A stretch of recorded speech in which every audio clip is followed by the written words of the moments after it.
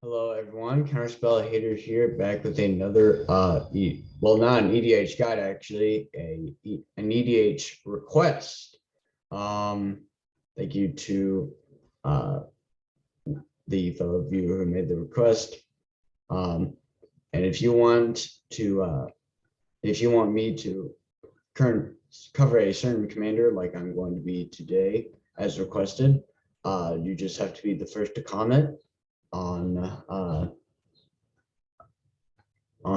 this video, and then, well, I will fulfill said request. Other than that, please like and subscribe, and let's get into the video. Well, this request actually. So the request we are fulfilling today is Vazi Keen Negotiator. Kind of was a tricky build, but I like a challenge. So this, I can't believe I'm saying this, but this is kind of Jund treasure politics. There's some sacrifice in here, but what with this deck, what I think you would want to do is create a bunch of treasure and then give your opponent treasure and force them in what way you can to use treasure to use their treasures that you have given them to cast spells. So that way you can put plus counters on your creatures and draw cards.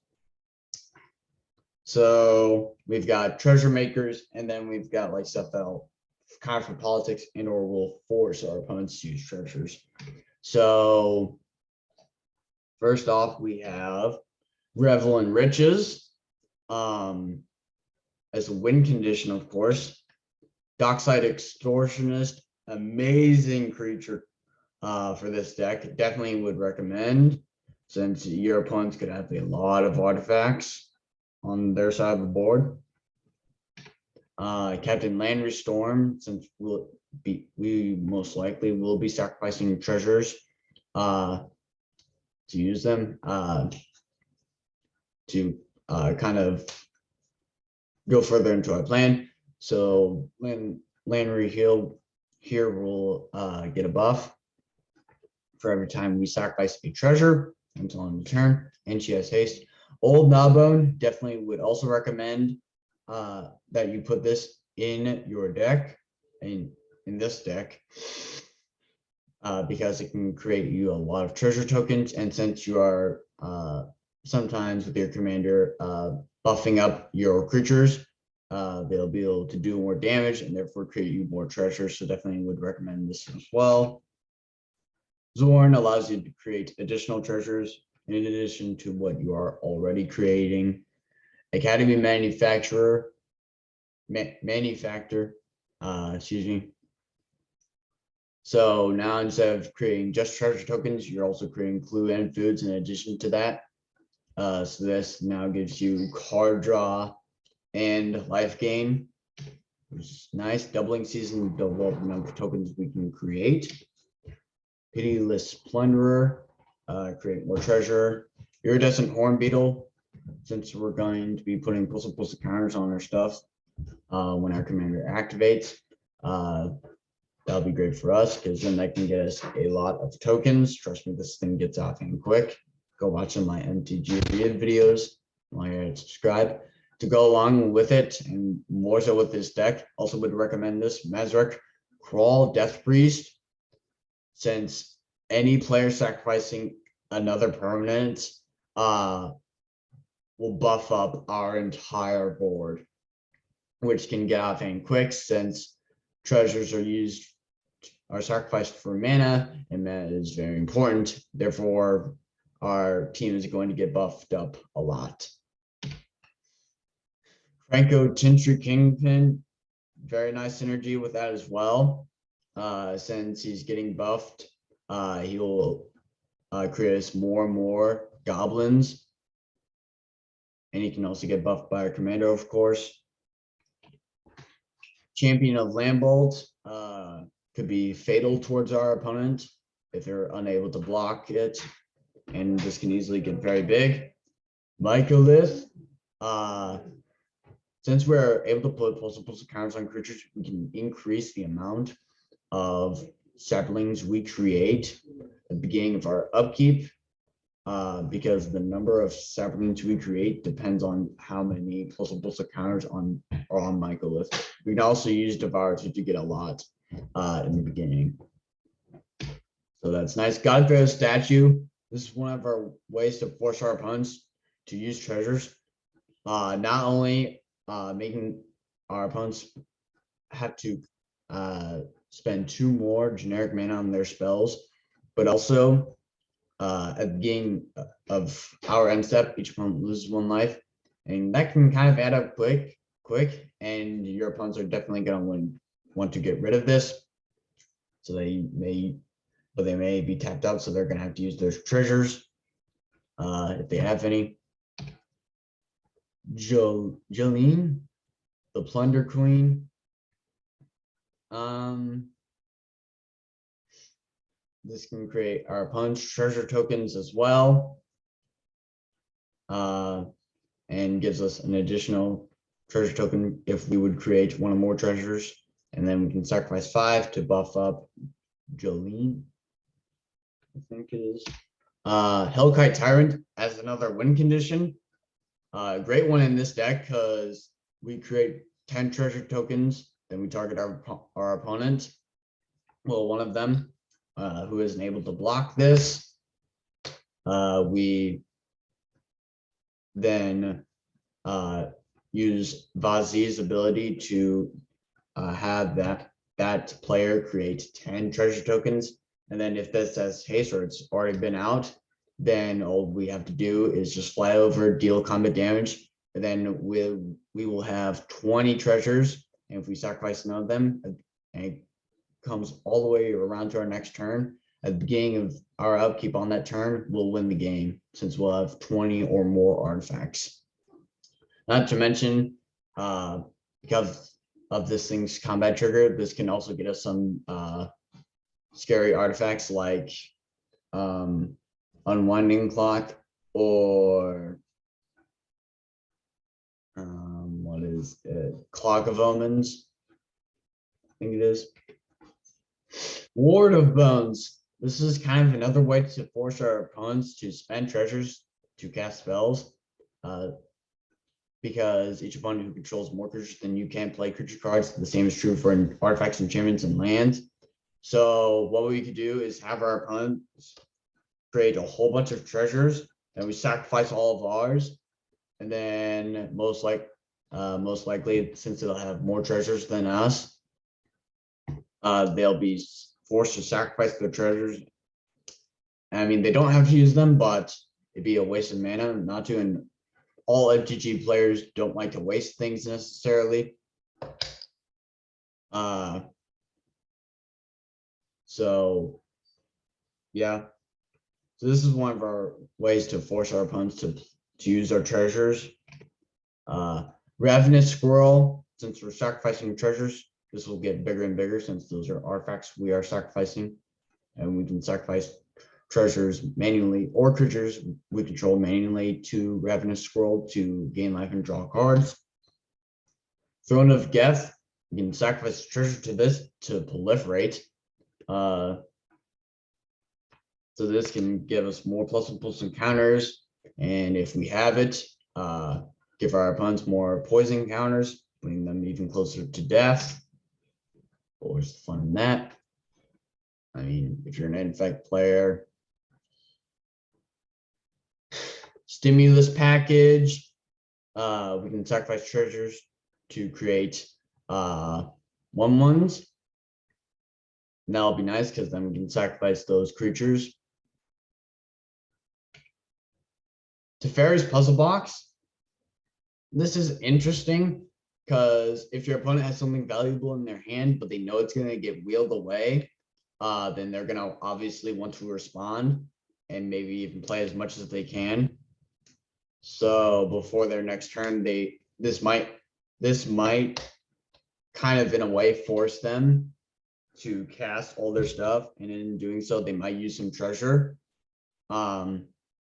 before all their good stuff in their hand gets wheeled away into their deck. You know what I'm saying? Not to mention this can get us more resources. Or this can get our opponents better stuff, and they will cast all of it, in which case they will probably also use our treasure that we gave them.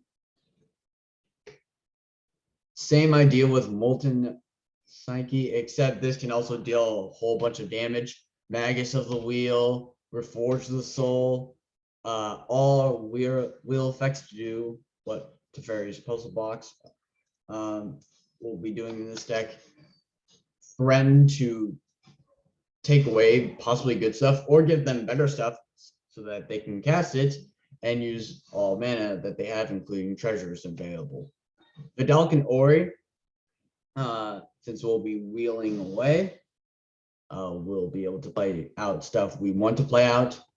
Mindslaver, this is amazing because we can gain control of target player during that player's next turn. That means we see all cards, and that player could see and make all decisions for the player. Now, even though we're making the decisions for the player, it will still trigger the Vazi if we choose for our opponent to spend mana with produced by treasures to cast spells. Even though we are just deciding that for them, they are the one doing it. So therefore, Vazi will trigger. And same thing goes with the activated abilities, all that. So this is kind of nice. Chainer Nightmare Adept, since we'll be wheeling away so many cards, we may have a lot of stuff in our graveyard. And this can get us some stuff we want back, like Dockside Extortionist, get us a whole bunch of treasure. Wheel of Fate, same thing, wheel effect. Staff of Domination, another interesting card in here because we can use this not to just untap our stuff, but maybe to untap our opponent's stuff.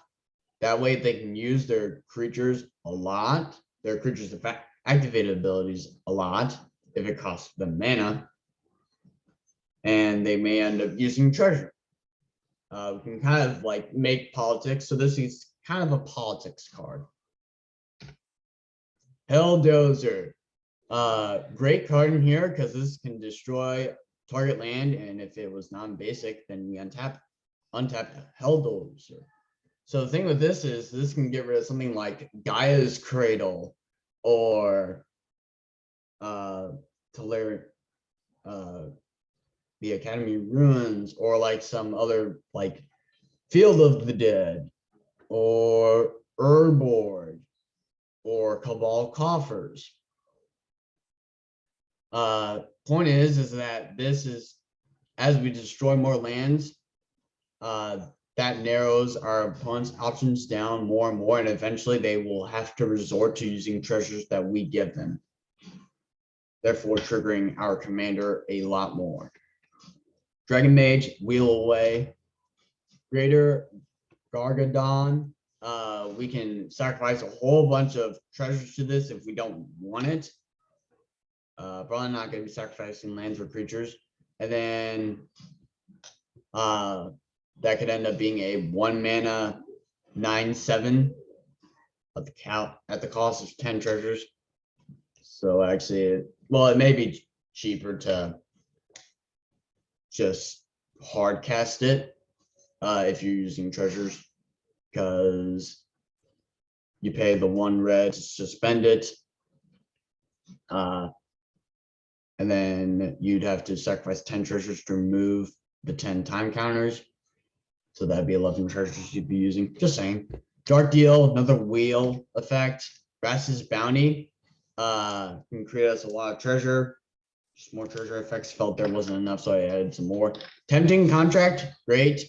A great artifact in this deck, since it can also create our opponent's treasures and create us treasures at the same time before we even really do anything. Gold Vein Pick for combat to create treasure tokens. Same thing with prying blade, ruthless knave. If we don't want certain creatures around, we can sacrifice them to create 2 treasure tokens, and then we can also sacrifice 3 treasures to draw a card. For Sworn Paladin, allows us to use our life to create treasures and award us for using mana produced by treasures to activate its second ability, which is to give target creature +2/+0 until end of turn. And if we spent mana that was produced by a treasure on this ability, then that creature also gains death touch until end of turn. I think I made that a little more convoluted than what it needed to be. Bucknard's Everfull Purse. This is great. This is something else our opponents can use their mana on and could end up triggering our commander. I mean, it's only 1, but still. And this can also give them tokens, treasure tokens to use. So then, but all this may not be necessary. I mean, more mana, it's pretty tempting to use anyways. So, but this is kind of just, these are all just to guarantee that you get some payout from your commander. Because first you would roll for this and create a bunch and create some treasure tokens, and then the player to your right would gain control of this. And that can end up getting your opponents a lot of treasure tokens and you a lot of treasure tokens at the same time. Feign the Broker in here to do a whole bunch of stuff. Probably one of the best cards I've seen, since this guy can do a whole bunch of stuff like buff up creatures by sacrificing another creature, remove a counter from a creature you control to create a treasure token, which is what this deck wants to do. Not to mention, our commander puts +1/+1 counters onto our creatures, which could then be used by Feign the Broker to create treasure tokens. Makes sense. And then those treasure tokens, if we don't want them, we can use them to create flyers. And we can also untap Feign the Broker as if that wasn't enough. And this is ridiculously cheap in mana. So good card. Definitely would recommend. Second Harvest, create a bunch more treasure and other tokens. Tireless Provisioner, I don't know. Make use of our lands. So every time we play a land, we can create a food or treasure token. So that could be life gain or mana. Definitely would recommend this, since it can build you up a lot of treasures over time and kind of heal you in a way. Agnes, the Dragon's Lash. Kind of haste keyword tribal, since whenever creature you control haste attacks, create a tapped treasure token. So you won't be able to use the treasure, but still, this allows you to be aggressive and get rewarded for it in a way. Rhythm of the Wild to go along with it to give our creatures riot, so they can enter in with our choice of +1/+1 counter or haste, and creature spells we control can be countered. Now here's where we start forcing our opponents to use our treasures that we give them. War's Toll, for example. Our opponent taps 1 land for mana.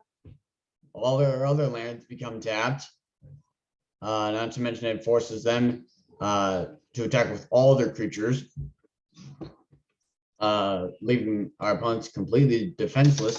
And this means that our opponents, unfortunately, have to resort to using our treasures that we gave them.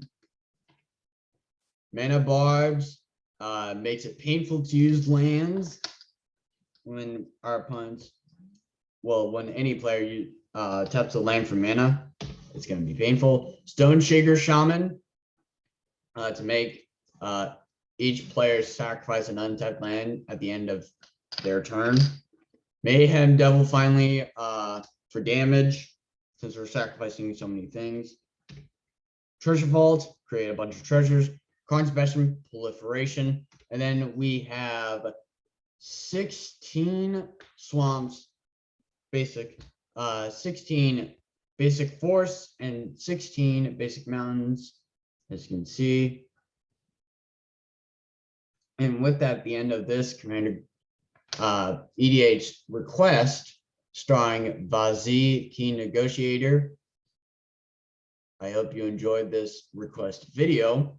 Thank you to whoever again made the request for this, and you can make a request too and have it fulfilled if you are the first one to comment on this video. Also, by the way, thank you for 28 subscribers, guys. I never addressed that, and I probably should have in this video, but now I did. And thank you for the many likes on my most recent video. Not being this one, but the and hello Commander video. I've probably been meaning to ask, what do you like about like my videos, like the ones that have gotten hundreds of views, or at least are up there? What do you like about them? Is it commentary, the synergies? Tell me what you like. I'd like feedback. So, and as you're commenting, like I said, first one, just name the commander, and I will gladly fulfill your request. Just make sure it's on this video. Anyways, hit the notification bell, that way you don't miss any more of my content. And